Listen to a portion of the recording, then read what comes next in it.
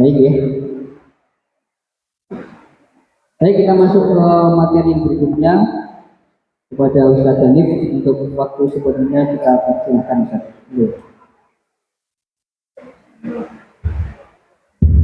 Ya. Bismillahirrahmanirrahim. Assalamualaikum warahmatullahi wabarakatuh. Kurang semangat. Ini yang Ivan belum jawab. Saya ulang ya. Assalamualaikum warahmatullahi wabarakatuh.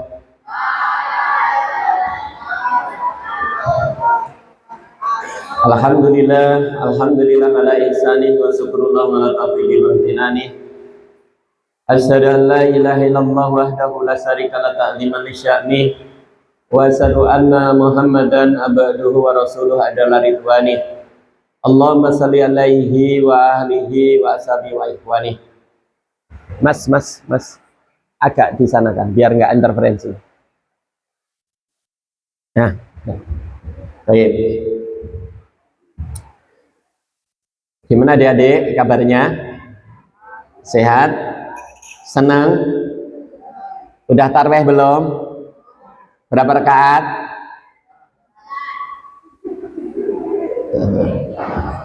Tadi doa enggak? Doa apa?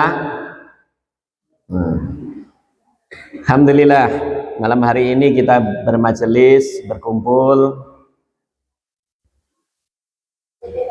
yang ini nanti akan menjadi kenangan adik-adik semua. Jadi suatu saat akan jadi kenangan indah bahwa di malam ke-11 Ramadan tahun 1447 atau tahun 2026 pernah mabit bareng-bareng dengan teman-teman ya. Madep sini semua. Madep sini semua. Saya nanti dimeniti nggak sampai 20 menit. Nggak sampai 20 menit. Ya. Jadi perhatian. Nanti kalau ada yang main-main saya marah. Kalau saya ngajar di pondok, kalau ada yang nggak serius tak suruh keluar. Ya, tak suruh keluar, nggak boleh ikut. Ya. Karena yang punya kepentingan itu antum ya, jadi sungguh-sungguh nanti yang gojek tak suruh pulang sendiri. Insyaallah ya, perhatian nggak sampai 20 menit insyaallah ya. Baik, saya dikasih materi remaja itu berperan, bukan apa, remaja itu bukan baperan tapi berperan. Ini yang hadir rata-rata SMP atau SMA? Yang SD angkat tangan. Yang SD, loh banyak SD-nya. Alhamdulillah. Yang SMP angkat tangan. Yang SMA?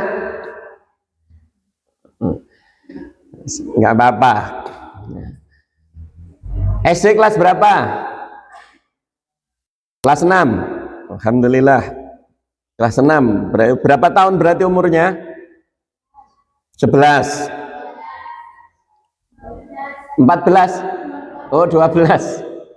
Barangkali ada yang SD 4 sudah 14 tahun ya, 11 enggak, itu mace namanya ya, enggak apa-apa remaja. Kalau klasifikasi umur itu sebenarnya kalau dalam fikih umur itu cukup nanti ada namanya kelasnya anak-anak, kemudian pemuda, kemudian dewasa, kemudian tua. Jadi sebenarnya remaja itu sebutannya ya pemuda. Kapan seorang itu disebut pemuda? Ya ketika sudah mulai balik sampai umur 40 tahun. Dan balik itu kalau dalam kitab fikih disebutkan umurnya 9 tahun kadang-kala sudah balik. Maka ini sebenarnya sudah layak disebut sebagai remaja atau pemuda. Kalau sudah umur 9 tahun biasanya, ya, dengan ciri-ciri yang lain yang sudah dipelajari di sekolah. Nah, adik-adik sekalian, masa-masa umur seperti anda ini, seperti adik-adik ini umur-umur yang menentukan. Yang menentukan. Sampai para ulama mengatakan remaja saat ini ya pemimpin masa depan. Ya. Tapi remaja yang benar, Maka di sini saya ingatkan, Allah sendiri mensifati seperti adik-adik ini semuanya itu dengan istilah khusus kuwah, dengan istilah dengan kuwah. Wallahu alladzi khalaqakum min dha'fin. Ketika kecil itu manusia disifati dengan lemah. Tsumma ja'ala min ba'di dha'fin kuwah. Kemudian setelah mulai remaja itu disifati dengan kuat.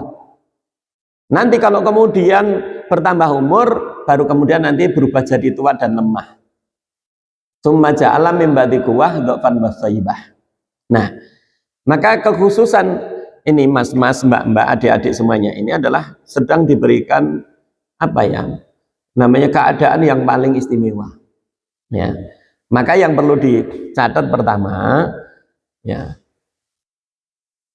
Sejak sekarang kalian harus memiliki cita-cita yang jelas.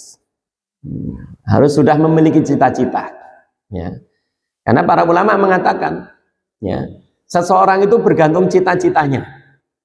Umar bin Abdul Aziz, di antara tokoh para salafus soleh, dia mengatakan seseorang itu ya bergantung cita-citanya. Ya. Jadi kalau dia mau jadi apa, maka dia akan berjalan ke sana. Coba tolong angkat tangan siapa yang sudah punya cita-cita ingin jadi dokter. Satu. Mana angkat tangan yang tinggi, yang pengen jadi dokter? Kok nggak jadi? Siapa yang ingin jadi tentara? Nggak ada. Siapa yang ingin jadi orang kaya? Nah, orang kaya, bukan kaya apa gitu loh ya. Jadi jangan ditanya cita-citanya apa, mau jadi manten, mosok masih kecil mikir jadi manten. Harus punya cita-cita. Ya. Maka kalau yang belum punya cita-cita sekarang, nanti pulang atau nanti ditulis, ya, di buku atau di kertas nanti ditempel di kamar. Cita-citanya ingin jadi apa? Ya. Allahu a'lam bishawab. Ya. Umar bin Abdul Aziz itu mengatakan, aku dulu punya cita-cita pengen jadi raja dan Allah kabulkan. Aku dulu ingin menikahi Fatimah dan Allah kabulkan. Cita-citaku tinggal satu, aku ingin masuk surga, pasti Allah akan kabulkan. Maka kita ini diajarkan untuk bercita-cita bahkan bukan hanya setinggi langit. Maka ustadz-ustadzah jangan ngajari cita-cita setinggi langit, tapi kita harus punya cita-cita yang di atas langit. Karena Rasulullah mengatakan idza sa'altumullah fas'al jannatul firdaus. Ya, kalau kalian punya cita-cita, kalau minta pada Allah, mintalah surga firdaus karena itu yang paling tinggi dan paling tengah. Makanya cita-citanya itu bukan hanya urusan dunia. Seorang muslim itu cita-citanya ya dunia ya akhirat. Ya, di dunia pengen jadi apa? Harus punya, nanti ditulis ditaruh di kamar. Kalau perlu tulisannya yang gede. Saya ingin jadi apa? Ya, saya ingin masuk surga. Nah, gitu. Urusan dunia apa? Pengen jadi apa? Urusan akhirat pengen masuk surga. Itu harus. Pertama harus punya cita-cita. Yang belum punya cita-cita sejak sekarang nanti ditulis ditempel di rumah cita-citanya pengen jadi apa. Ya. Biasanya di sekolah ditanya toh cita-citanya jadi apa? Ya, boleh jadi ulama, boleh jadi guru, boleh jadi tentara silahkan, jadi pengusaha, jadi dokter, jadi apa? Harus sejak sekarang harus punya cita-cita. Ya, cita-cita setinggi mungkin. Jangan cita-cita kok. Wis kula nang omah mawon Mas, kula ngarit. Ya ngarit nggak apa-apa, tapi sapinya 700. Kayak tadi saya baca di antara kisah sukses ada orang ngopeni sapi 700. Jadi ngarit tapi sapinya 700. Ya Allah.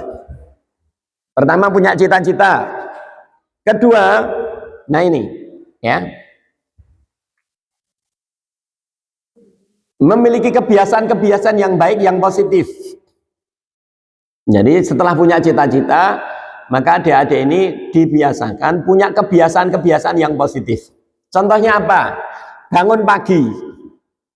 Bangun pagi. Ya. Sebelum subuh udah harus bangun. Ini kan besok sahur toh. Nek sahur sebelum subuh atau setelah subuh? Nek sahur setelah subuh ya nggak kanggo no. Ya. Dan itu dibiasakan. Sebelum subuh sudah bangun. Ini kan punya HP toh? Ada alarmnya nggak HP-nya?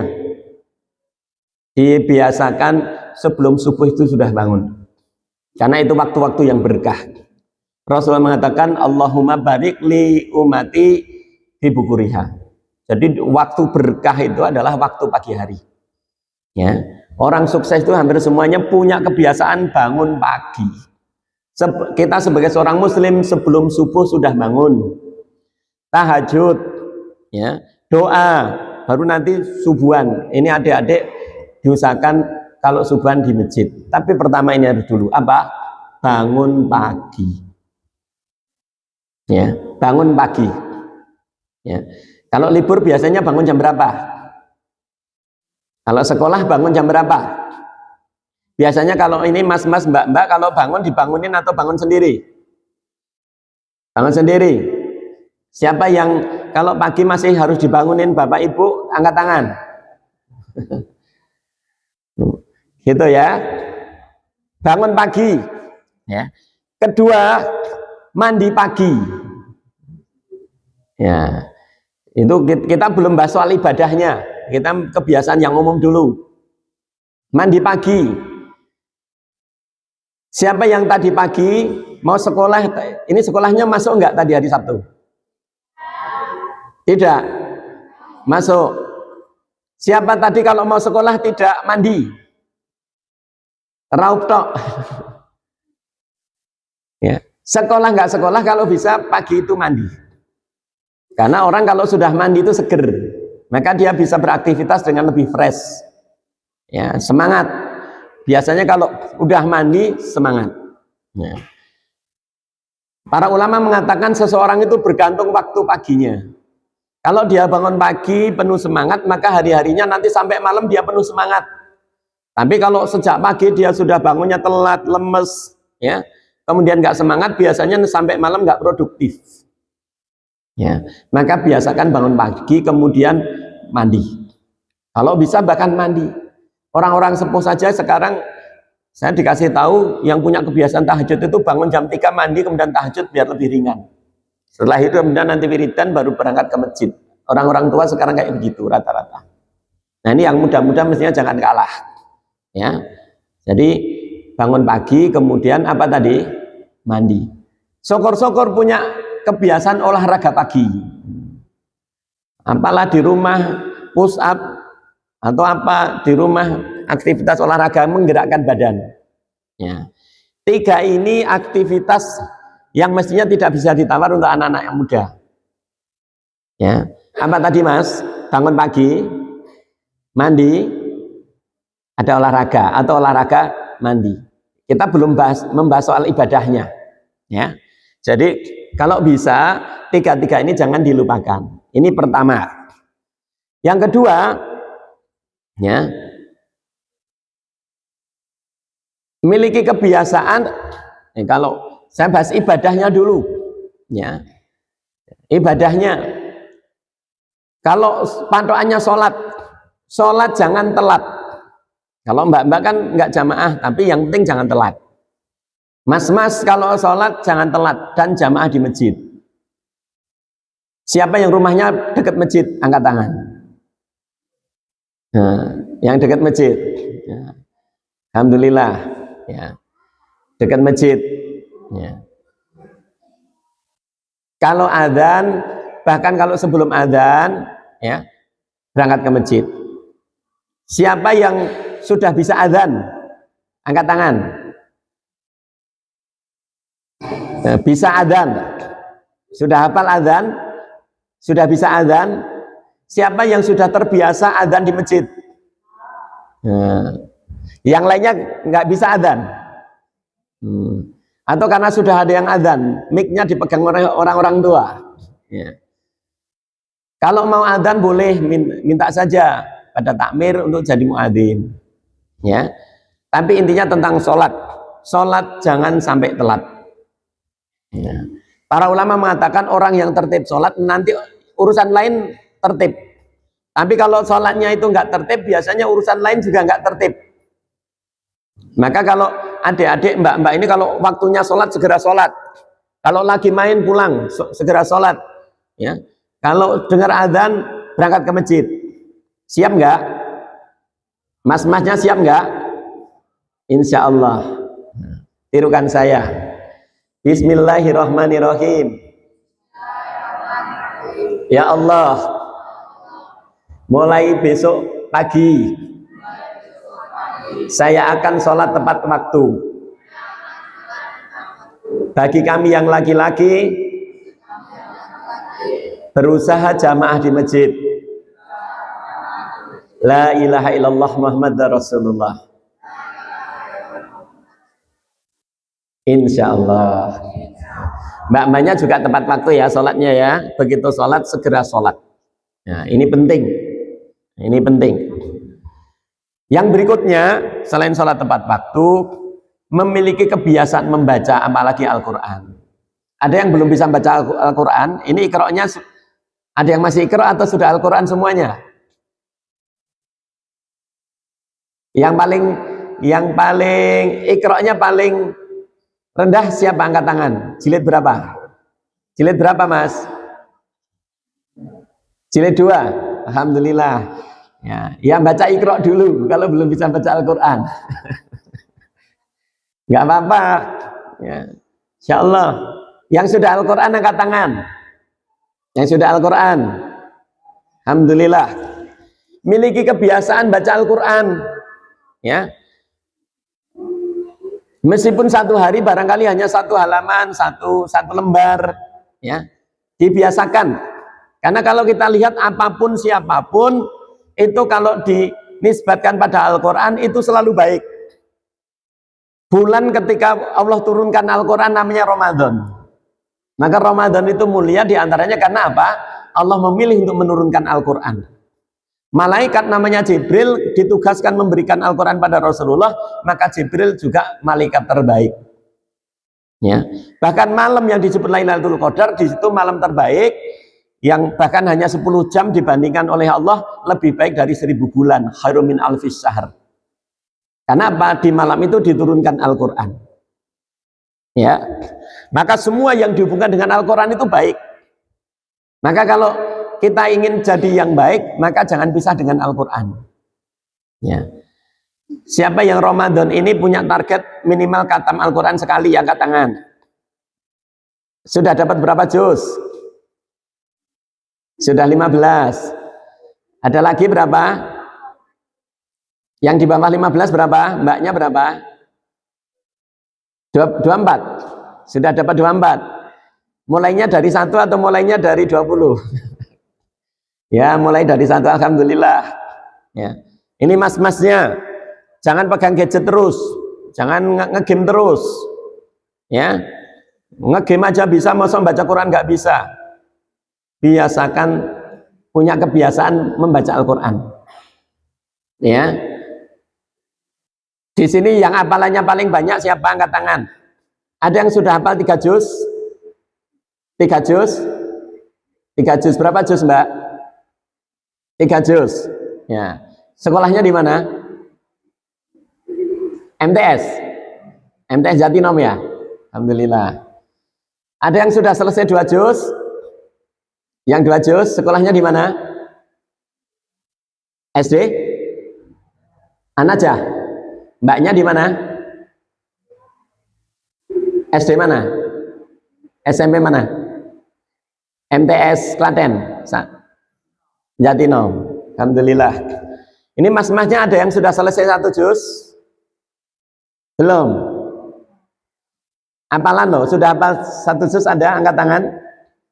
Nggak ada. Nah, jangan kalah sama mbak-mbaknya. Ya. Jadi kalau bisa ya baca ya nambah hafalan. Ya, gitu. Karena sekali lagi apapun yang dilekatkan dengan Al-Quran itu selalu Allah istimewakan. Ya. Bahkan kertas saja sama-sama kertas, kalau ada tulisannya huruf Al-Quran kita muliakan. Padahal cuma kertas. Ya. Kertas kalau ditulis apa saja bisa, seperti buku tulis antum itu, antum tulis siapa ya seperti itu. Tapi begitu kertas dikasih tulisan Al-Quran namanya mushaf, bahkan kita menyentuh saja harus dalam keadaan suci. Coba. Maka kalau kita pengen mulia, jangan jauh dari Al-Quran. Biasakan punya jadwal baca Al-Quran. Mbak-mbaknya biasa baca Al-Quran setelah maghrib atau setelah isya? Atau setelah subuh? Setelah sholat. Nah, setelah sholat baca Al-Quran.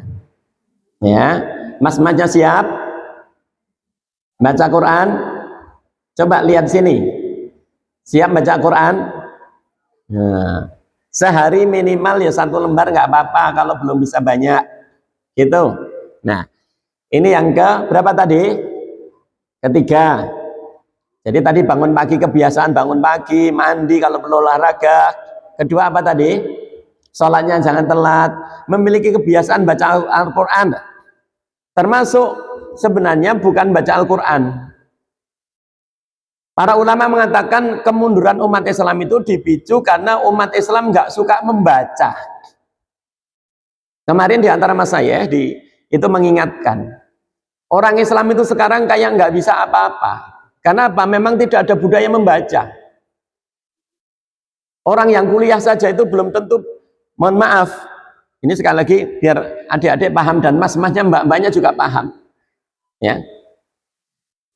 Di negara-negara Islam seperti Indonesia ini, itu rata-rata membaca kitab, membaca buku itu hanya sekitar, tiap orang itu membaca hanya sekitar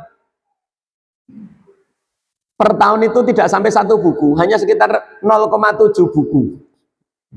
Jadi kalau di rata-rata orang Indonesia, umat Islam itu membaca buku itu per tahun hanya sekitar 0,7. Jadi 1 buku saja nggak selesai. Orang Jepang itu per tahun itu membaca buku rata-rata di atas 40, di atas 50 buku. Itu orang Jepang per tahun. Jadi kalau di rata-rata, berarti ada yang agak males kurang dari itu, tapi yang rajin lebih dari itu. Bahkan ada yang mengatakan Jepang itu rata-rata orangnya membaca buku itu per tahun 80 buku. 80 buku. Setiap tahun tiap orang baca 80 buku. Ya. Maka kalau kita lihat di negara-negara yang mohon maaf padahal mereka bukan muslim, itu saja perpustakaan itu ramai. Ya. Jadi mereka sangat senang baca buku. Karena tidak ada orang pintar kecuali pasti dengan punya kebiasaan membaca. Maka mas-mas, mbak-mbak semuanya kalau ingin sukses, ingin jadi orang hebat, suka baca. Ya. Jadi kan di sekolah ada perpustakaan toh? Ada enggak? Kadang-kala pinjam buku di perpus enggak? Enggak. Nah, sekarang pinjam buku di perpus, dibaca. Ya, nanti selesai dikembalikan. Enggak usah beli, enggak apa-apa, kalau punya duit beli.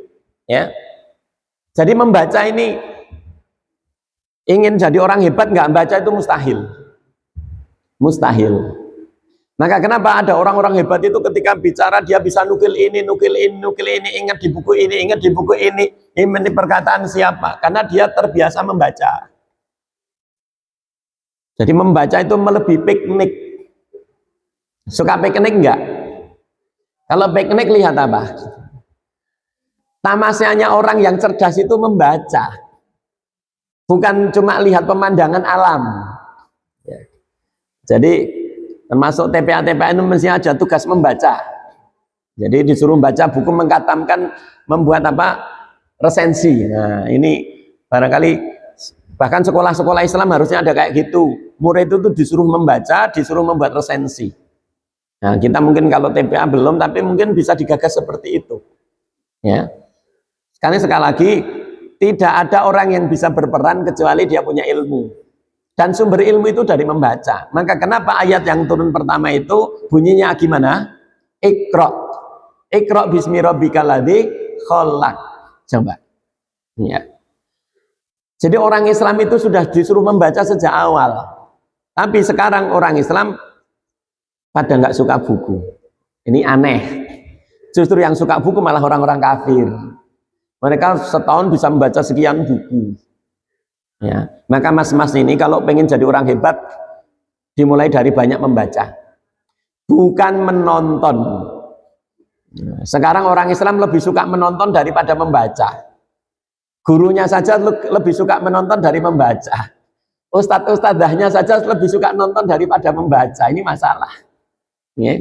Kalau nonton YouTube betah, tapi kalau disuruh baca nggak pernah. Ini gimana? Ya. Jadi membaca akan beda. Cuma nonton, meskipun nonton pengajian, nonton video pengajian Ustadz Fulan, itu ya penting. Tetapi nggak ada orang pintar itu cuma nonton. Makanya dulu para ulama itu ketika jadi santri ya mulazamah, nyatet, nanti di rumah dibaca. Begitu loh. Maka ini kalau ingin jadi orang hebat, menjadi pemuda yang nanti itu berperan, ya harus suka membaca. Nah nanti kalau ditulis hobi, nah tadi kan lupa, harus punya hobi yang positif. Hobinya itu apa? Seorang muslim itu mestinya hobinya membaca. Salah satu hobinya membaca. Ada orang hobi kok makan itu kebutuhan. Jadi makan itu nggak usah hobi, itu sudah pasti makan. Ya, masa ada hobi kok kulineran? Enggak, kita hobinya bukan yang kayak gitu, tapi hobi yang manfaat. Ya, nah kalau bisa hobi itu diantaranya disisipkan membaca. Berikutnya, saya nggak usah nomori. Ya. Biasakan apa kalau bahasanya itu? Kalau di rumah itu kan ada urusan di rumah atau sekedar merapikan kamar, kemudian bantu-bantu kerjaan ibu, bantu-bantu pekerjaan orang tua di rumah. Lah itu hendaknya dibiasakan. Punya kebiasaan apa namanya? Itu apa namanya kalau di rumah itu? Ya membantu orang tua, apa namanya, kebiasaan ngurusi urusannya diri sendiri dulu nggak apa-apa, ya bersih kamarnya sendiri, ngelipet apa namanya, bersihkan kasur, ngelipet apa namanya, spray, ya kemudian nanti nyetrika bajunya sendiri. Ini siapa mbak-mbaknya kalau mau sekolah bajunya masih disetrikakan oleh ibunya, belum ada yang nyetrika sendiri. Ya, kalau mau sekolah itu bajunya disiapkan sendiri. Nah, harus belajar begitu. Karena menurut penelitian, anak-anak yang terbiasa beresi urusan kamarnya sendiri, di rumahnya sendiri, sekedar cuci piring, kalau setelah makan dicuci sendiri, ya, sendoknya cuci sendiri, gelasnya dicuci sendiri, diberesi sendiri, ini nanti ketika besar dia akan jadi orang tertib. Ya, jadi orang tertib. Tapi kalau setelah makan dan piringnya cuma ditinggal, toh nanti juga diberesin ibu. Ini nanti biasanya bahkan kalau udah gede juga nggak ngerti kerjaan, nggak tertib, gitu. Nah ini dibiasakan di rumah, termasuk membantu pekerjaan orang tua, apapun itu. Barangkali cuma sekedar jemuri pakaian, ya, atau apa nyapu depan rumah atau gimana, itu dibiasakan. Dan terakhir, ya. Belajar matur atau belajar menggunakan bahasa yang bagus. Karena para ulama mengatakan sifat-sifat positif itu ada korelasi, ada hubungan yang pasti dengan penggunaan bahasa.